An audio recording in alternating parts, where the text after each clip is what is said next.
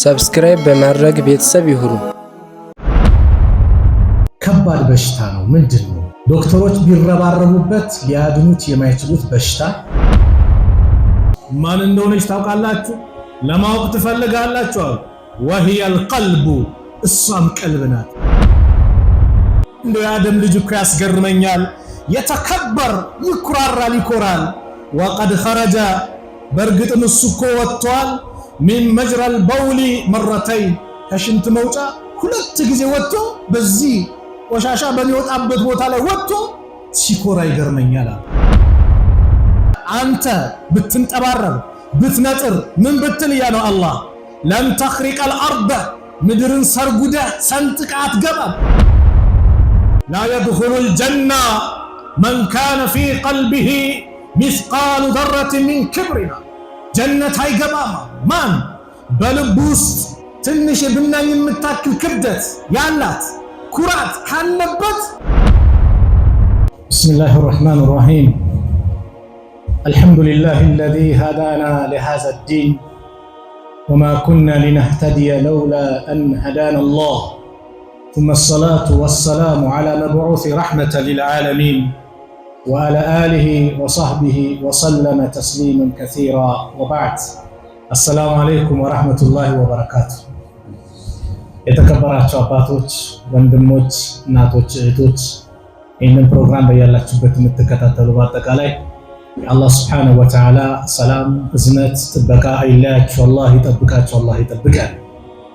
ዛሬ አላህ ካለ ከእናንተ ጋር የማደርግበት ቆይታ ከባድ በሽታ ነው ይላል ርዕሱ። ከባድ በሽታ ነው። ምንድን ነው? ዶክተሮች ቢረባረቡበት ሊያድኑት የማይችሉት በሽታ ተረባርበው አሉ የሚባሉት ፕሮፌሰርም በሉት ስፔሻሊስት የሚባል ዶክተር መጥቶ ይህንን በሽታ ሰርጀሪ አድርገንም እንንቀለው እና እንፈውሰው ቢሉ ሊፈውሱት የማይችሉት በሽታ ሊፈውሰው የሚችለው አላህ ሊፈወስ የሚችለው የዛ አይነት በሽታ ያለበት ነብዩን ሰለላሁ ዐለይሂ ወሰለም ትእዛዛቸውን ሲያከብር ቁርአንን መንገዴ ብሎ ሲከተል ብቻ ካልሆነ ሊፈወስ ማይችል ከባድ የሆነ በሽታ። ስለዚህ ርዕሳችን ከባድ የሆነ በሽታ በሚል ርዕስ እንቆያለን። ምንድነው እሱ ከተባለ የቀልብ በሽታ ከባድ ስለሆነ አላህ ምን አለ? የውመ ላ የንፈዑ ማሉን ወላ በኑን ኢላ መን አተላህ ቢቀልቢን ሰሊም። ያን ቀን ማለት ገንዘብም ልጅም የማይጠቅምበት ነው። ኢላ መን አተላህ ቢቀልቢን ሰሊም አላህ ዘንድ ሲመጣ ንጹህ ቀልብ ይዞ ካልመጣ በስተቀር የማይዳንበት ቀን ነው ብሎ አላህ ቁርአን ላይ ያወሳል። የውመ ላ የንፈዑ ማሉን ወላ በኑን ኢላ መን አተላህ ቢቀልቢን ሰሊም። የአላህ መልእክተኛ ነቢዩ ሰለላሁ ዐለይሂ ወሰለም በአንድ ሐዲስ ሲነግሩ ምን አሉ? ኢነ ፊል ጀሰዲ ሙድጋ ሰውነታችን ውስጥ አንዲት ቁራሽ ስጋ አለች። ኢዛ ሰለሐት እሷ የተስተካከለች ያማረች እንደሆነ ሰለሐል ጀሰዱ ኩሉሁ የሰውነት አካል በአጠቃላይ ይስተካከላል። ወኢዛ ፈሰደት እሷ የተበላሸች እንደሆነ ፈሰደል ጀሰዱ ኩሉሁ ሁሉም የሰውነት አካል በአጠቃላይ ይበላሻል፣ ሁሉም ይበከላል። አላ አዋጅ ማን እንደሆነች ታውቃላችሁ? ለማወቅ ትፈልጋላችሁ? وهي القلب እሷም ቀልብ ናት። ቀልብ ሲስተካከል ሁሉም ይስተካከላል። ቀልብ ከተበላሸ ሁሉም ይበላሻል። ስለዚህም ዛሬ ከባዱ በሽታ ምንድነው? አምራዱል ቁሉብ የቀልብ በሽታዎች ብዙ አይነት ናቸው። ጥቂቶችን ነው የምንመለከተው። ዋና ዋና ብዬ ያሰርኳቸው። ቀልብ ሲበላሽ እንዳልኳችሁ ብዙ ነገራችን ይበላሻል። ወንጀሎች በአጠቃላይ የሚታዩን ጥቃቅን መስሎ ነው። ሰሃቦቹ ሲናገሩ ነብዩ አለይሂ ሰላቱ ወሰላም ያስተማራቸውን ሰሃቦች በአንዳንድ ጉዳይ ሲያብራሩ ከነብዩ ሰምቶ ሲናገሩ እንዲያ አን አብዱላህ ኢብኑ መስዑድ ረዲየላሁ ዐንሁ በአንድ ጉዳይ ላይ ሲናገሩ እንዲያ አሉ። ነብዩ አለይሂ ሰላቱ ወሰላም በአንድ ሐዲስ ላይ እንዲህ ብለው መከሩን አሉ። ኢነል ሙእሚኑን የአላህ ባሪያ የራ ዝኑበሁ ወንጀሉን ይመለከታል ከአነሁ ቃኢዱን ተሕተ ጀበሊን ልክ እሱ ከተራራ ስር የተቀመጠ ሆኖ ይመለከታል ወንጀሉን። በምን ምክንያት? የኻፉ አን የቀዐ ዐለይህ ተራራ ስር የተቀመጠ ሰው የሆነ ትልቅ ቋጥኝ ድንጋይ ተራራው ይደረመስብኛል ብሎ የሚያስብ ሰው እንዴት ነው የሚቀመጠው? በስጋት በፍርሃት። ሙእሚን ወንጀሉን ያው እንደዚህ ነው፣ በቃ ያጠፋኛል ብሎ በፍርሃት ይመለከታል አሉ። ወኢነል ፋጅር ከሆነ ግን የራ ዝኑበሁ ወንጀሉን ይመለከታል ከዙባቢ መራ አላ አንፊሂ ልክ እንደ ዝንብ አፍንጫው ላይ እንዳለፈበት ዝንብ ይመለከታል። አፍንጫው ላይ ነው እንዲህ እንደሚያስጠረግ እንደሚያደርገው እንዲህ እንደሚያባረው ይመለከታል ፋጅር ከሆነ። ይሄ ምንድነው? ቀልብ ሲበላሽ ወንጀል አይመስልም። ጥሩ ነገሩ መጥፎ መስሎ ይታያል። ፈላ ያዕሪፉ ማዕሩፈን ወላ ዩንኪሩ ሙንከረን። ሙንከር ነው አይልም፣ ማዕሩፍ ነው አይልም፣ ይቀያየዋል። ስለዚህም የዛሬ የመጀመሪያው የምናየው ከቀልብ በሽታ አላህ ይጠብቀን። አሚን በሉስ። ንጹህ አላህ ያርግልን፣ ንጹህ አርጉልን። የውመል ቂያማ በሰላም ከሱ ጋር የምንገናኝ አላህ ያርገን። አንደኛው ኩራት ነው። ኩራት ሱብሃንአላህ። የሰው ልጅ ምን ይዞ ይኮራል? አንድ ዓሊም ስለ ኩራት ሲናገሩ አሕነፍ ኢብኑ ቀይስ የሚባሉት ትልቅ ዓሊም ናቸው። ምን ይላሉ? አጀበን ሊብኒ አደም፣ እንደ የአደም ልጅ እኮ ያስገርመኛል። የተከበር ይኮራል። ወቀድ ኸረጀ በእርግጥም እሱ እኮ ወጥቷል። ሚን መጅረል በውሊ መረተይን ከሽንት መውጫ 2 ጊዜ ወጥቶ በዚህ ቆሻሻ በሚወጣበት ቦታ ላይ ወጥቶ ሲኮራ ይገርመኛል። አዎ የመጀመሪያው ሲፈጠር ከአባቱ በኩል በሽንት መውጫ ነው። መንይ ሲወጣ በሽንት መውጫ ነው። ሲወለድም በእናቱ ማህፀን በምንድን በዛው ቀዳዳ ነው የሚወጣው። በዚህ ወጥቶ ሲኩራራ ይገርመኛል አለ አሊ ኢብኑ አቢ ጣሊብ። አንደኛውን አንተ አደብ ያዝ አትኩራራ አሉት። በኩራት ሲንቀሳቀስ አታሪፉኒ አላቸው። ማን እንደሆንክ ታውቀኛለህ አላቸው። ዛሬም እንደዚያ እኔ ማንነቴን ታውቃለህ? የኛ እኮ ዘር እንዲህ ነው። አዎ ዘር ሲመዘዝ እዛ ሲደርስ አደም ነው። አደም ደግሞ ከአፈር ነው የተፈጠሩት። የሰው ልጅ ቀብር ይገባል፣ አፈር ይሆናል። ይሄ ነው መጨረሻ። አለዛ ፍትወት ከሆነች ጠብታ ነው የሰው ልጅ የተፈጠረው። በመሃል በዱንያ ላይ ሲኖር ቆሻሻ ይዞ የሚሽከረከር የሚሄድ ሲሞት ደግሞ በአንዴ ጠረም የሚቀየረው የሰው ልጅ ጀናዛ ነው። አንተ የነኩ የመጀመሪያው ንፍጥ ነህ አሉት አሊ። መጨረሻ ደግሞ ጥንብ ነህ አሉት። ይሄ ነህ አውቃለሁ አሉት ሲኩራራ። የሰው ልጅ ምን ይዞ ይኮራል? አላህ ይህንና መሰል ኩራቶችን ምን አደረገን? ከለከለን። ቁርአን ላይ አላህ ሲያወሳ ምን አለ?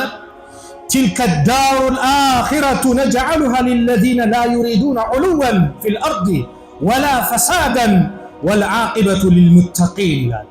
እቺን የመጨረሻውን አገር አለ تلك الدار الآخرة እቺን የመጨረሻውን አገር አኺራን ነجعلها እናደርጋታለን ለማን? للذين ለነዛ لا يريدون علوا في الأرض ولا فسادا በምድር ውስጥ ኩራትንና እንደዚሁ ማመጽን ምድርን ማበላሸትን ለማይፈልጉ ሰዎች እናደርጋታለን። ወልዓቂበቱ ሊልሙተቂን መጨረሻው ምስግኒቷ መጨረሻ ለጥንቁቆች አላህን ለሚፈሩት ነው አለ አላህ። ወላ ተምሺ ፊል አርዲ መርሐን በምድር ላይ የተንጠባረር ከሆነ አትሂድ አለ አላህ። ኢነከ አንተ ብትንጠባረር ብትነጥር ምን ብትል ያ ነው አላህ ለን ተኽሪቀል አርደ ምድርን ሰርጉደህ ሰንጥቀህ አትገባም። ወለን ተብሉገል ጂባለ ጡላ ነጠር ቅያል ብትሄድም ደግሞ ከርዝመት ደግሞ ፈጽሞ ተራራን አትደርስም። ልክን ወቅ እያለ ነው አላህ። እንዳትንጠባረር እንዳትኮራ ይላል አላህ። ሉቅማን ልጃቸውን እየመከሩ ሱረቱ ሉቅማን ላይ ወላ ቱሰዒር ኸደከ ሊናስ ጉንጭህን በኩራት ከሰዎች አታዞር። ወላ ቱሰዒር ኸደከ ሊናስ ማለት አይቱሚሉሁ ማለት ነው። ትንሽ ዞር እከሌ ስትባል አቤት ብለህ ሙሉ አካልህን አዙር። በደንብ አስታውሳት አውራቸው። ዝቅ በል ተናነስ፣ አቤት በል እኔ እከሌ ነኝ አትበል። እከሌ ስትባል ብለህ እንደዚህ ያለ ጉንጭህን አታዞር፣ ኩራት እንዳይመጣብህ። ወላ ቱሰዒር ኸደከ ሊናስ ጉንጭህን ከሰዎች በኩራት አታዞር። እንዲህ ብለህ ንቀት አይነት እንዳይኖርብህ። ወላ ተምሺ ፊል አርድ መርሃና በምድር ላይ የተንጠባረርክ ሆነ አትሂድ። ኢነላሃ አላህ እኮ ላ ዩሂቡ ኩለ ሙኽታሊን ፈኹር አለ አላህ።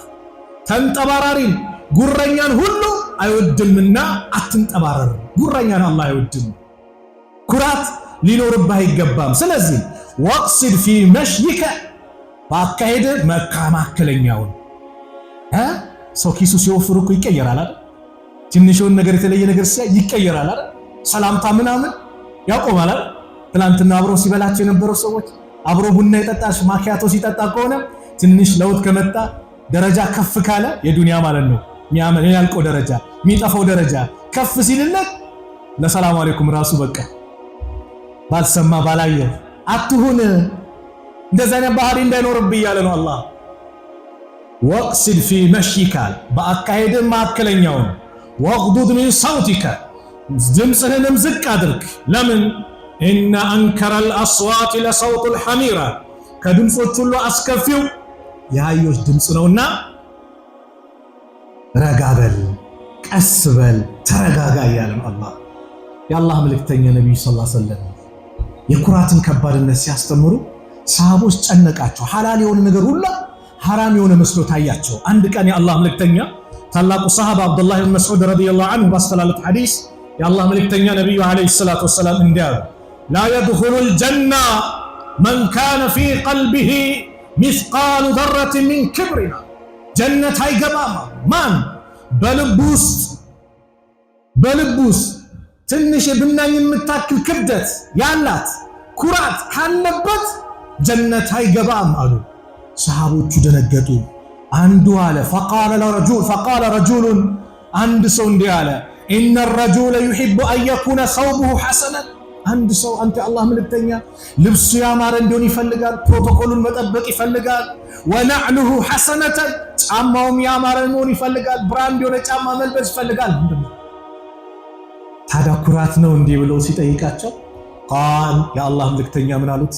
ኢነላሃ ጀሚሉን ዩሂቡ ጀማል አላህ ውብ ነው፣ ውበትን ይወዳል። ንጽህናን ያማረን ነገር አላህ ይወዳል። ነገር ግን እወቃ አልክብሩ ኩራት ማለት በጠሩል ሐቂ ሐቅን መገፍተር አልቀበልም ማለትና ወገምጡ ናስ ሰዎችን ዝቅ አድርጎ ኢህቲቃር ማሳነስ መናቅ ነው ኩራት አሉ የአላህ መልእክተኛ። ይህ አለብን። ሐቅ መጥቶ አልቀበልም ካለ በምን መልኩ ነው ሐቅን አልቀበልም ካለ ኩራት ነው።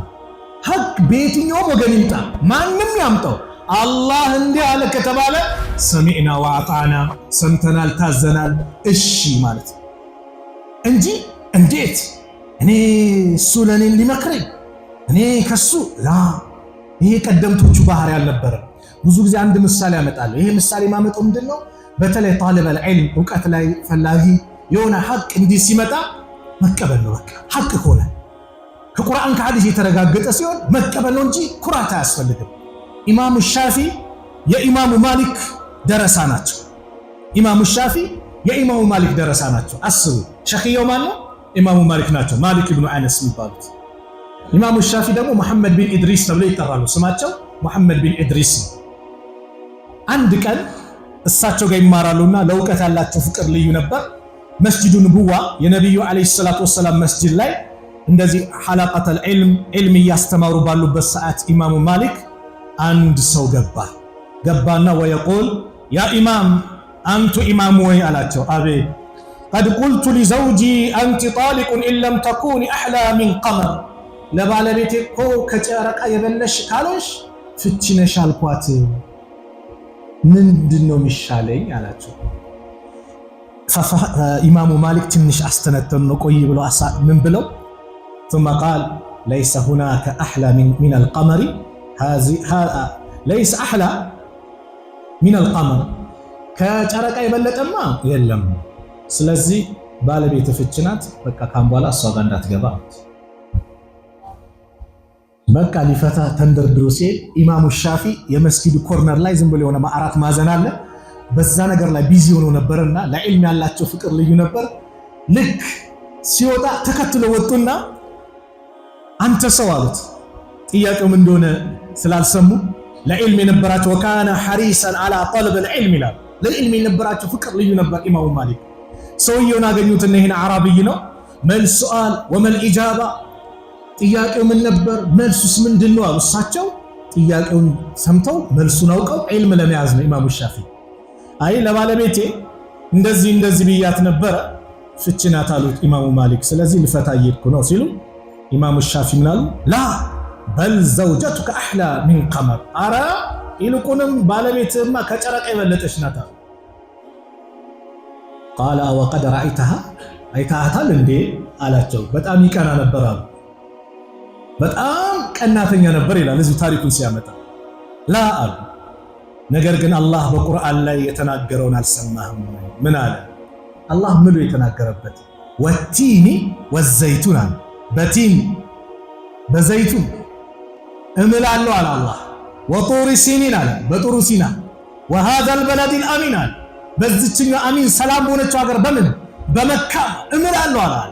ምሎ የተናገረበት ነገር አላህ ብሉ ጊዜ ከባድ ነገር ነው። ምን አለ?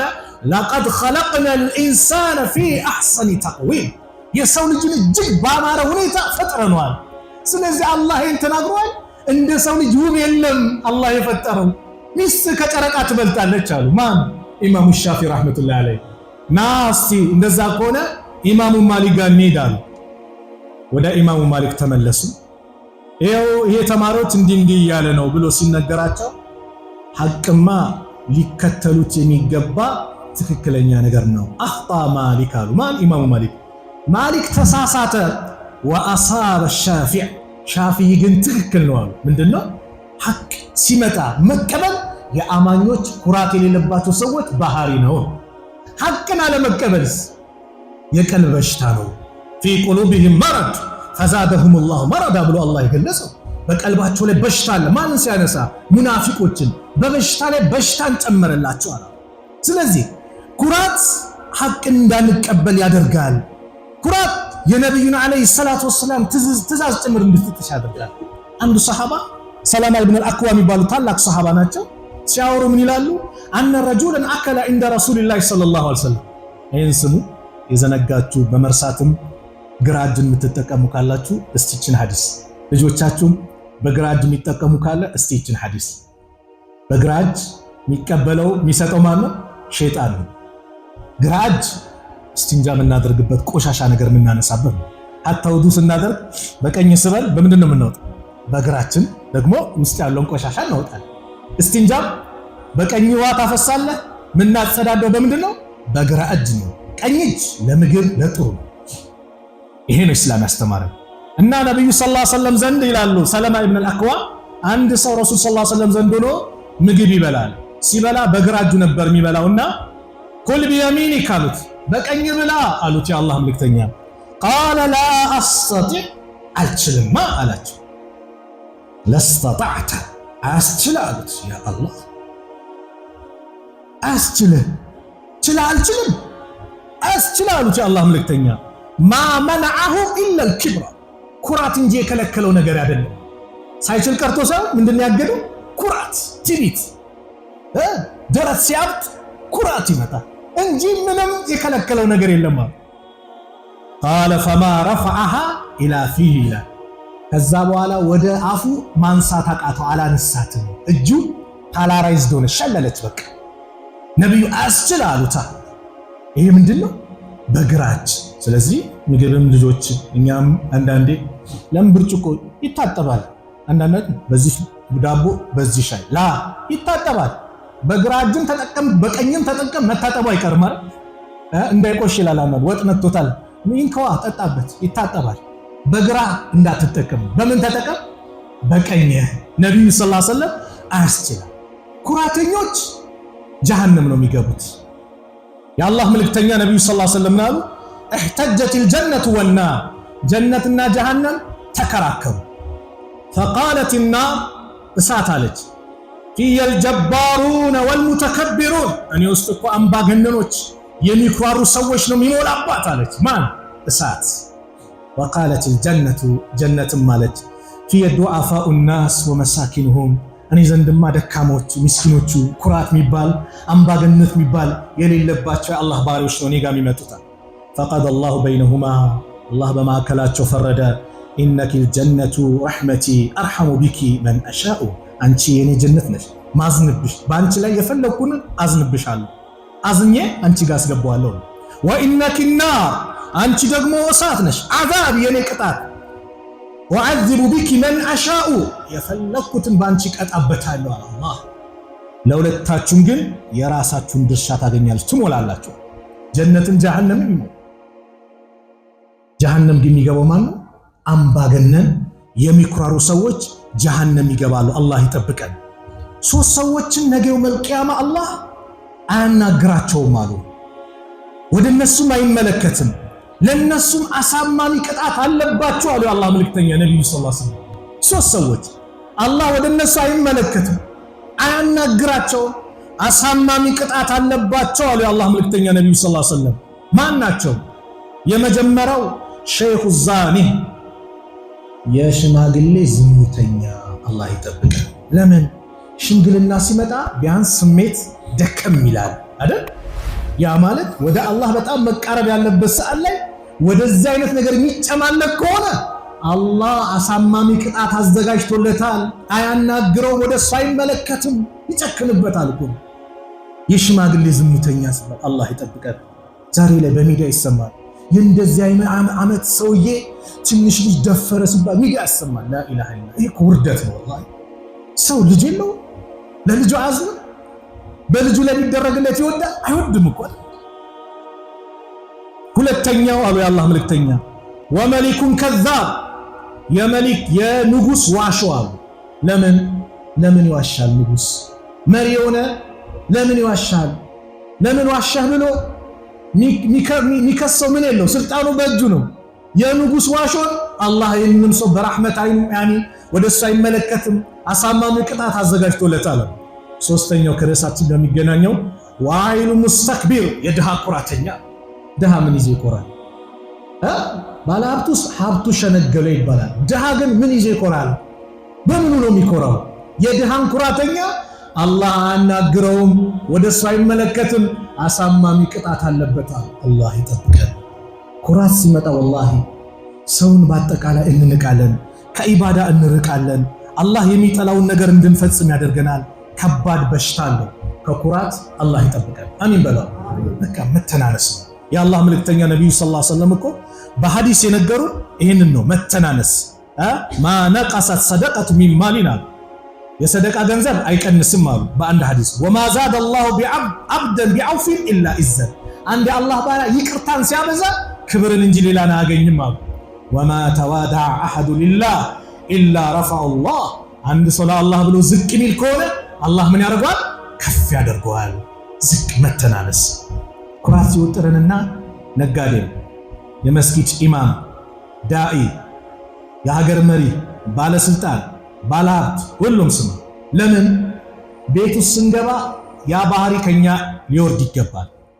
የፈለኩት ምንድነው? ቤት ሲገባ ትዳር ያለው ሰው ቤቱ ምንድነው? ባል ሆኖ ነው መገኘት ያለበት። የመስጊድ ኢማም ዳኢነቱ ኢማምነቱ ውጪ ላይ ነው። ቤት ምንድነው? ባል ነው። ነብዩ እንደዚህ ነበሩ፣ ባል ናቸው። ባለስልጣንም ስልጣኑን እዛው ውጪ ወርውሮ ቤት ሲገባ ባል ነው መሆን ያለበት። ነጋዴም ሀብት የምታስመጣ ምን ምትል ከሆነ እዛው አስመጪነት። ቤት ምንድነው? ባል ነው። ኩራት ሊኖር አይገባም። የአላህ መልእክተኛ ነብዩ ሰለላሁ ዐለይሂ ወሰለም እናታችን አይሻ ሲናገሩ እንደው ሰላት እስኪደርስ ድረስ ቤተሰቦቻቸውን ይखाድሙ ነበር። የታጠበ ልብስ ካለ ያጣጥፋሉ፣ የተቀደደውን ይሰፋሉ፣ ሚታለብ ፍየል ካለ ያልባሉ። ሱብሃንአላህ። ማን ለዓለም እዝነት አድርጎ የላካቸው ነብይ ረሱል አለይሂ ሰላቱ ወሰላም የሰው ልጆች አለኝታ የበላይ የሆኑት አሽረፉል አንቢያ ወልሙርሰሊን ቤት ላይ ባልነታቸውን አሳይ፣ ሚስታቸውን ይखाድማሉ፣ ሁሉን ነገር ያደርጋሉ። ሱብሃንአላህ። ኩራት የሚባል የለም እነሱ ጋር። ስለዚህ ኩራትን ከኛ እናውጣ። አንድ የኢማሙ አቡ ሐኒፋ ንግግር ግን ያጅበኛል። ዝቅ ማለት ከኢማን አይደል? መተናነስ። ኩራት ላለበት ሰው ግን መተናነስ ይላሉ ኢማሙ አቡ ሐኒፋ ዙልም ነው ይላሉ። ኩራት ላለበት ሰው መተናነስ አይሰራም። ለምን? በኩራት ቀጥል እያልከው ነው። ሚንቀባረር ሰው ሚኮራ ሰው ዝቅ ስትለት ምትተናነስለት ከሆነ በኩራት ቀጥል። እንደውም ኢማሙ ሻፊዒማ አንዴ ለኮራ ሁለቴ ኩራበት እስከማለት ይደረሱበት ይገራል። ለምን ኩራት አይገባማ? ሚኮራ ሰው በዙልሙ ላይ በኩራቱ ላይ እንዲተባበር ማድረግ የለብንም ነው። ሁለተኛው ኢንሻአላህ አጠር ነው ማድረገው ምቀኝነት፣ የለኝ ቀልብ በሽታ አላህ ይጠብቀን። ምቀኝነት ወላሂ ስንት ነገር አበላሸ። ዛሬ ኸይር ነገር የሚባል እንዳይታይ ያደርጋል ምቀኝነት። የሰው ደስታ መስሎ አይታይህም። ምቀኝነት ሲመጣብን የሰዎች ለውጥ፣ የሰዎች መቀየር፣ የሰዎች መደሰት እኛ ላይ ምን ያመጣብናል? ሐዘን ያመጣብናል። ለምን? ቀልብ ስለተበላሸ። አንድ ዓሊም ስለ ምቀኝነት አንድችን ነገር ይናገራሉ። ማን መሰላችሁ? ሐቲብ ኢብኑ አልዓስ የሚባሉ ረሂመሁላህ ረአይቱ الناس يتحاسدون ሰዎች ሲመቀኛኙ ተመለከትኩኝ። فنظرت في قوله تعالى የአላህ ንግርን ደግሞ ስመለከት نحن قسمنا بينهم معيشتهم في الحياة الدنيا በዱንያ ሀያት እኮ እኛ እነሱ ማኢሻ ኑሯቸው ሪዝቃቸው ምን ብለናል? አከፋፍለናል። የሚሰጠው ማን ነው? አላህ ነው። ምን አሉ ታዲያ? فتركت الحسد በዚህ ጊዜ ምቀኝነትን ተውኩኝ። ለምን? የአላህ ማከፋፈል ሪዝቅ የሚሰጠው አላህ ነውና በሱ በአላህ ስጦታን መጥላት መስሎ ስለታየኝ በዚህ ምክንያት አቆምኩኝ። ሰው ከተጻፈለት ውጭ ያገኘ ነገር ግን ምቀኝነት ሲይዘው ምን ይሆናል? የአላህ ባሪያዎች ላይ ይመቀኛል። ምቀኝነት በተደጋጋሚ በብዙ ሚዲያ እንደምናገረው ቀልብን ከማቆሸሽ አልፎ ወደ ኩፍር ነው የሚወስደው። ልብ በል፣ ኩፍሩን ሁላችንም እንጠላለን። ጀሃነም መግባት ሁሉም ይጠላል። ለምን ከተባለ ይሄ ቀልብ ሲበላሽ የቀልብ በሽታ ነው። ምቀኝነት ሲያውረው ሰው ከቻለ እሱን ትዳር ከሆነ ትዳሯን እንድትፈታ ታደርጋለች። ሴትም ከሆነች ስራው እንዲበላሽበት ያደርጋል። ሱቁ እንዲታሸግበት ያደርጋል። ከአካባቢው እንዲፈናቀል ያደርጋል። በምን? በምቀኝነት። ያ ሁሉ ደግሞ ካልቻል ማለት በጣም ምቀኝነቱ ሲያይልና ሲበዛ ደግሞ ምን ያደርጋል? ጠንቋይ ቤት ይሄዳል። ምን ሊያሰራ? ድግምት ሊያሰራ። ልብ በሉ፣ ማንኛውም ሰው ድግምት ሲያሰራ ከመሬት ተነስቶ አይደለም፣ መጀመሪያ እቺ ስትበላሽ ነው። ቀልብ ምቀኝነት ሲያውረው ምን ያደርጋል? የከሌን ሀያቱን ማበላሸት አለብኝ። በትምህርት ላይ እየደረሰ ነው አይደል? አዎ፣ ቤት እንዲቀመጥ ማድረግ አለብኝ። መተት አሰራለሁ፣ ድግምት አሰራለሁ ብሎ ጠንቋይ ቤት ይሄዳል። በእስልምና አስተምሮ ጠንቋይ ቤት መሄድ ድግምት ማሰራት ደግሞ ኩፍር ነው። የቁሉ ረሱሉ ዓለይሂ ሰላቱ ወሰላም መን አታ አራፈን ፈሰደቀሁ ቢማ የቁል ፈቀድ ከፈረ ቢማ ኡንዚለ ዓላ ሙሐመድን ሰለላሁ ዐለይሂ ወሰለም። አንድ አውቃለሁ ባይ ቤት ጠንቋይ ቤት ሄዶ የጠንቋዩን ንግር እውነት ብሎ ከተቀበለ በሙሐመድ በተወረደው ቁርአን ክዷል አሉ ነብዩ ሰለላሁ ዐለይሂ ወሰለም። መካር ነው፣ በቁርአን መካር ነው፣ ኩፍር ነው ማለት ነው። ጠንቋይ ቤት ሄዳ ለምን? በቃ እሱ ሲገባ ሲወጣ ማየት እሱን ያስጠላኛል፣ ከትምህርቱ ማሰናከል አለብኝ፣ ትዳሯ እንዲፈርስ ማድረግ አለብኝ ትላለች። ደግሞ ሁሉም መሰሉ ላይ ነው። ቆንጆ ሴት በቆንጆ ሴት ነው የምትቀናው፣ ወንድ በወንዱ ነው፣ ነጋዴ በነጋዴ ነው፣ ተማሪው በተማሪ ነው፣ ባለስልጣኑ በባለስልጣኑ ነው። ሁሉም ባለበት ፊልድ ነው ምን ያለው? ምቀኝነት ያለው ባለበት ፊልድ። ንግዱ ሲጧጧፍ፣ ደንበኞች ሲመጡ፣ አላህ ርዝቁን ሲከፍትለት ሲያይ እንዴት ይላል? ምን ይመራል? ውስጥ ይቃጠላል፣ መበላሸት ይመጣል። እንዴ ይሁዳዎችን እኮ ይሁዲ ያደረጋቸው ይሄ ምቀኝነት ነው እንጂ የነብዩ ሰለላሁ ዐለይሂ ወሰለም መልእክተኝነትን ወላሂ በደንብ ያውቃሉ። ለምን? በተውራት በእንጂል በደንብ ተገልጾላቸዋል። ያዕሪፉነሁ ከማ ያዕሪፉነ አብናአሁም፣ ልጆቻቸውን እንደሚያውቁት የእኛን ነቢይ ዓለይሂ ሰላቱ ወሰላም በደንብ ያውቁታል። አንተ ልጅህን እኮ በአላህ ጀርባውን አይተህ ትለየዋለህ። አብዱላህ ኢብኑ ሰላም ይሁዲ ነው እንደምታውቁት። እስልምናን ተቀብሎ ይሄ የቁርአን አንቀጽ ስለወረደ ልጆቻቸውን ከሚያውቁት የበለጠ ያውቁታል የሚለውን የቁርአን የተረዱ ሰሃቦች ጥያቄ ጠየቁት። እንደው ነብዩና አለይሂ ሰላቱ ወሰላም ልጆቻችሁን ከምታውቁት የበለጠ ታውቃላችሁ እንዴ ሲሉ ከዛ በላይ ነው እንጂ ነብዩን ማምናቃቸዋል። ልጄን እኮ ባለቤቴ ልጄ ነው ስላለች እንጂ ከኔ ትውለደው ከሌላው ትውለደው አላውቅም ማለት በዚህ ተራጠር እርግጠኛ አይደለም። በነብዩ ግን ምንድነው ሰለላሁ ዐለይሂ ወሰለም እርግጠኛ ነን። ታዲያ ምን ከለከላቸው? ሐሰደ ሚን እንዲ አንፉሲም እንዳለው በውስጣቸው ያለ ምቀኝነት በሽታ ነብዩን እንዳይከተሉ አድርጋቸው። ለምን ከአረቦች መጣ? ለምን ከበኒ እስራኤል አልመጣም? ማለት ምቀኝነት። ዛሬ ምቀኝነት እኮ ሰው በሰው ደስታ መደሰት አለብን ብለናል። እንደ እስልምና አስተምሮ ዓለም ላይ ያሉት ሙስሊሞች ለኛ ምንድናቸው? ወንድሞቻችን ናቸው አይደል? የነሱ ደስታ ያስደስተናል። የነሱ ሐዘን ያሳዝነናል። ሶሪያ ድል ስታገኝ ለምንድን ነው የተደሰተው ሙስሊም? አምባገነን ስርዓት ነበር፣ ሙስሊሙ ይጨቆንበት ነበር፣ ብዙዎቹ እስር ቤት ብዙ መከራ ያዩበት ነው። ከዛም አልፎ ሀገራቸውን ትተው እዚህኛ ጭምር ሀገራችን የተሰደዱ የሶሪያ ወንድሞቻችንና እህቶቻችን አሉ። በየሀገሩ ነው የተበተኑት። እንደውም እኛ ሀገር የመጡት ጥቂቶቹ ናቸው። ቱርክ ላይ ከ4 ሚሊዮን በላይ ሶሪያዎች እዛ አሉ። ይሄ ለውጥ ሲመጣ፣ ይሄ ድል ሲመጣ ዓለም ላይ ያለው ሙስሊም ተደስቷል።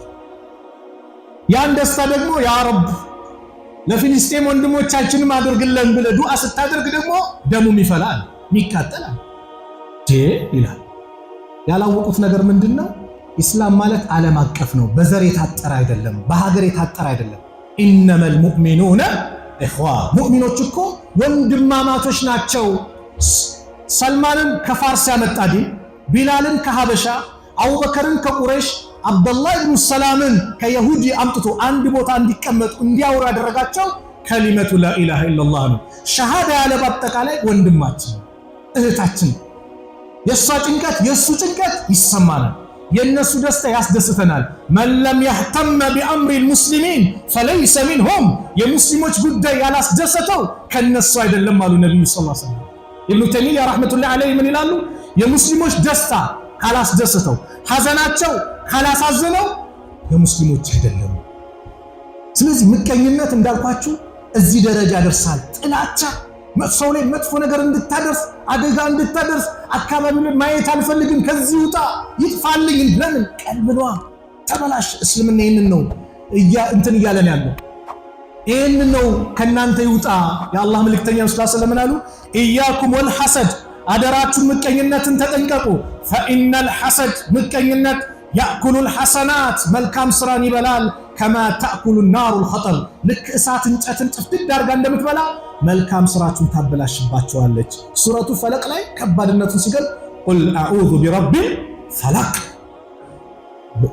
ቡህን ቀዳጅ ሆኖ በሱ እጠበቃለሁ። ሚን ሸሪ ማ ኸለቅ፣ ከፍጡራኑ ተንኮል በአጠቃላይ።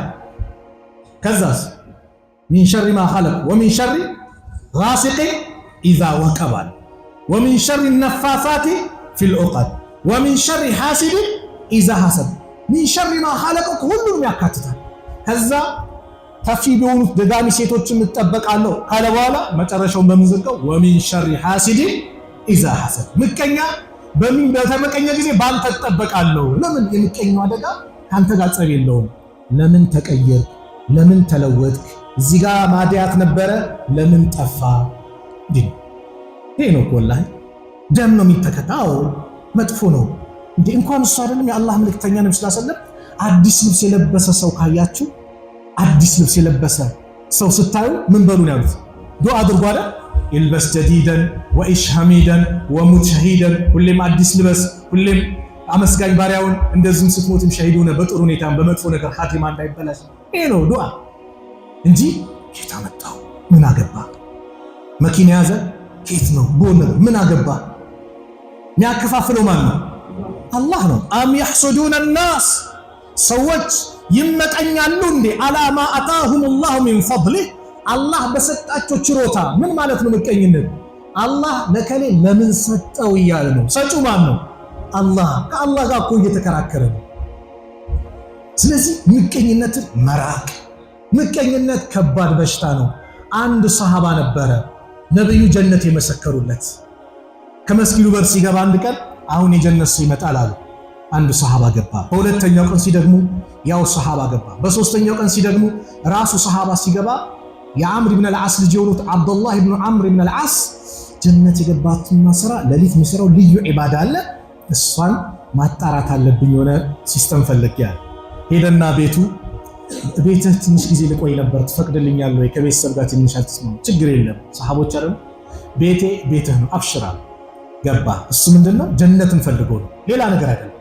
ለሊት ተነስቶ እንደዚህ የተኛ መስሎ እየከፈተ ያው ተነስቶ የሚሰግደው ሰላት የለም። ለሊት ቀን ከኛ ጋር ነው፣ ለሊት ግን የሚሰራት ልዩ ዒባዳ ስለምትኖር ነው ዱንያ ላይ ጀነት የተመሰከረለታል። ሲያዩ የለም በቃ ሱሪ ሊደርስ አካባቢ 2 ረካ ይሰግዳል። ከዛ ወደ ፈጅር ወደ መስጊድ ይሄዳል ለፈጅር ሰላት።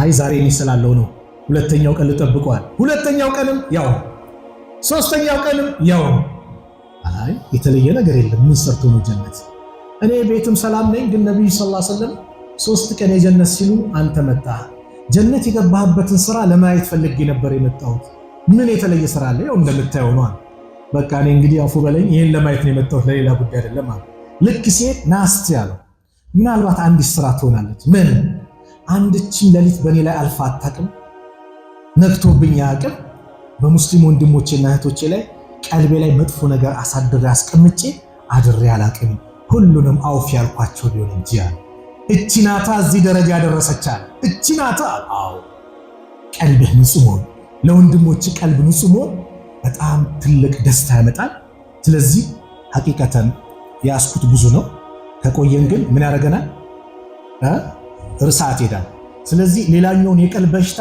ሌላ ርዕስ እንሰጠውና ራሱን የቻለ በጣም ሰፊ ስለሆነ የዛሬ 15 አላህ ካለ እንገናኛለን ምቀኝነትን ግን እንራቅ ምቀኝነት እንቅልፍ ያጠፋል ልብ በሉ እንቅልፍ የለም ለምን ማታ ነገ ደግሞ ነከለለ ይምላድርግ እንዴት ከሱቃቸው እንዲታሸግባቸው ከቤታቸው እንዴት እንዲወጡ እንዴት ላድርግ እንቅልፍ የለው ምቀኛ ይባላል ለራሱ ማይጠቅምም ለሰው ማይጠቅምም ይባላል በምን መሰላችሁ አንድ ቂሳ ላይ አንተ የፈለግከውን ሀብት ጠይቅ ለጎረቤት ግን አንተ ከምትጠይቀው እጥፍ ይሰጣል ተባለ ይሄ ምቀኛ ሰው ለምንድነው ለጎረቤት እጥፍ የሚሰጠው አረ ጠይቅ አንተ የፈለግከው 2 ሚሊዮን ብር ከጠየቅ ለጎረቤት ስንት ነው 4 ነው እጥፍ ነው ተባለ ለጎረቤት እጥፍ አዎ ለምን ምን አገባ ጠይቅ አላህ ይሄ ምቀኛ አሰላሰልና ለጎረቤት እጥፍ የሚሰጠው ከሆነ እንግዲያውስ የኔ እጥፍ የሚያገኝ ከሆነ የኔ አንድ አይን ይጥፋል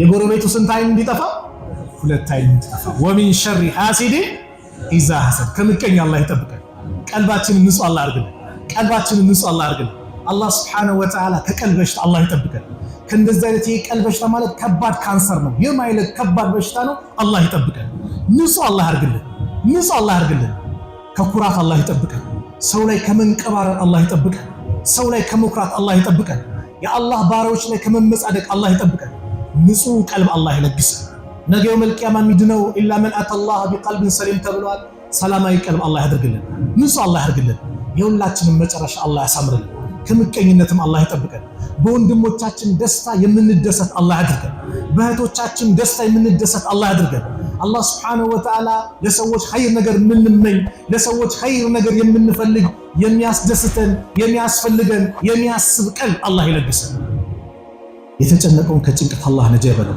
ስራው የተበላሸበትን ስራውን አላህ ያስተካክልልን የታመሙብን ቤተሰቦቻችን አላህ ያሽርልን የሞቱብን ደግሞ የጀነት አላህ ይበላል ከቀብር ቅጣት አላህ ይጠብቃቸው በሐያት ያሉትን ወላጆቻችን ከዓፊያ ጋር ከጤና ጋር ከመልካም ስራ ጋር እድሜያቸውን አላህ ያርዝምልን አላህ Subhanahu Wa Ta'ala ሀገራችንን ሰላም አላህ ያርገው በደቡብም በምስራቁም በሰሜኑም በምዕራቡም በሁሉም የሀገራችን ክፍል ሰላሙን አላህ ያሰማን ሰላም አላህ ያርግልን ሰላም አላህ ያርግልን የምንዋደድ አላህ ያድርገን የምንተሳሰብ አላህ ያድርገን አንዱ የሚያዝን ለአንዱ የሚጨነቅ አላህ ያድርገን ለሰው የምንጨነቅ አላህ ያድርገን ዓለም ላሉት ሙስሊሞች ከመከራ ከጭንቀት አላህ ነጃ ይበላቸው ሶሪያ ላይ የመጣውን ድል ዘላቂ አላህ ያድርገው እዛም ጎረቤት ያሉ ሀገሮች ይህንን ድል የሚያገኙ አላህ ያድርጋቸው ፍልስጤምን አላህ ይነስራቸው ጋዛ ላይ ያሉት ሙስሊሞች አላህ በቃቸው አላህ ይበላቸው ህፃናት በረሃብ እያለቁ ነው በቃቸው አላህ ይበላቸው በይተል መቅዲስን በሙስሊም ወንድሞቻችን እጅ አላህ ያስገባው ለአላህ ብለው የሚታገሉ የሱ ከሊማ ላኢላሃ ኢላላህ የበላዩ ነው ለሚታገሉ ወንድሞቻችን በአጠቃላይ ድኑን አላህ ይለግሳቸው የበላይነቱን አላህ ለነሱ ያርገው የኛንም መጨረሻ አላህ ያሳምርልን ለዲናችን የምንጨነቅ የምንለፋ አላህ ያድርገን ዱንያ አኺራችንን ያማረ አላህ ያርግልን ያላገባውን ወጣት ዳር አላህ ይለግስ አሚኑ በዛ ሲጋ ለሴቱም ሷሊህ ትዳር አላህ ይለግሳቸው ለሴቶች ሷሊህ ባል አላህ ይለግሳቸው ለወንዶችም ደግሞ ሷሊህ ሚስት አላህ ይለግሳቸው ልጅ የሌለውን አላህ ልጅ ይለግሰው ያ ረብ ልጅ የሌለውን አላህ ልጅ ይለግሰው ትዳር ይዞ በልጅ የተፈተኑ ልጅ አላህ ይለግሰው አላህ ጭንቀቱን አላህ ያስወግድልን ረበና አቲና ፊ ዱንያ ሐሰና وفي الآخرة حسنة وقنا عذاب النار وصلى الله على نبينا محمد وعلى آله وصحبه وسلم السلام عليكم ورحمة الله وبركاته